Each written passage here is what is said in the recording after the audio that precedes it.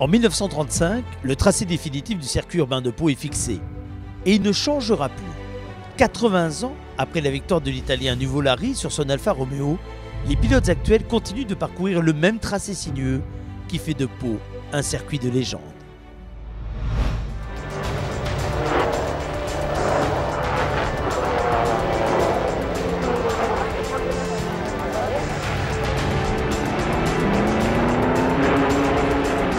Le champion Nuvolari est gagnant en 2 heures 38 minutes 19 secondes 4/5 à la moyenne horaire de 83 km 964.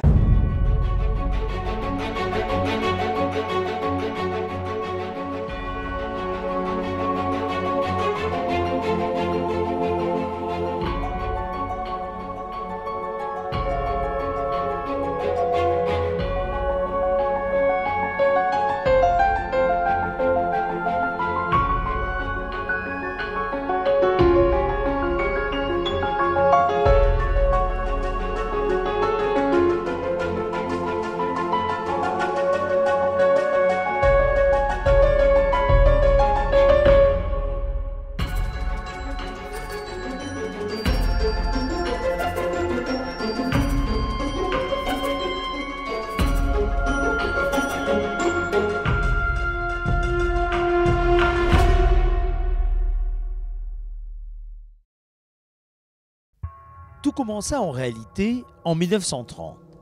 À cette époque, toutes les courses automobiles étaient organisées par une même association, l'Automobile Club de France. C'est sous le nom de premier Grand Prix de l'ACF que s'est déroulée sur un circuit tout à fait différent la première épreuve automobile du Sud-Ouest. Le tracé était alors un triangle, de Pau à Morlas en passant par Ous. La course fut remportée par Philippe Étancelin sur une Bugatti. Après un premier succès aussi éclatant que lourd financièrement, le club puis l'association sportive ACBB se battent pour maintenir, malgré bien des péripéties et des difficultés, un Grand Prix automobile à Pau. C'est en 1933 qu'il renaît sous la forme d'un circuit au cœur de la ville. Cette fois-ci, tout semble le vouer à l'échec définitif, y compris la météo, puisqu'organisé au mois de février, ce Grand Prix se dispute sous la neige. C'est le Français Lehou sur Bugatti qui remporte cependant le titre en parcourant les 186 km du circuit en 2 heures 54 minutes et 6 secondes, soit une moyenne de 73 km/h. Annulé l'année suivante, le Grand Prix s'installe définitivement sur le circuit actuel en 1935. Cette période des années 30 qui va durer jusqu'à 1939 consacre l'installation du Grand Prix de Pau dans le paysage de la course automobile au plan national et même mondial. Il attire de plus en plus de grandes écuries et de grands pilotes. Et ainsi, en 1935, on voit arriver à Pau la Scuderia Ferrari, qui à l'époque n'utilise pas des Ferrari. Enzo Ferrari ne construit pas ses propres voitures, elle utilise des Alfa Romeo, qui sont les meilleures voitures de course de la période.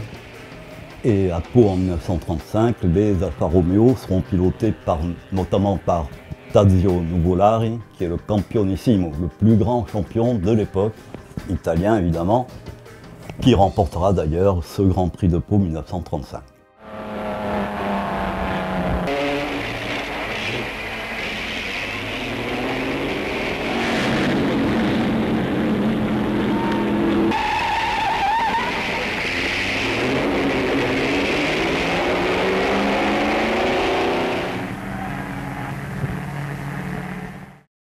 De 1936 à 1939, le Grand Prix de Pau s'installe peu à peu dans le succès, avec un record d'affluence en 1938.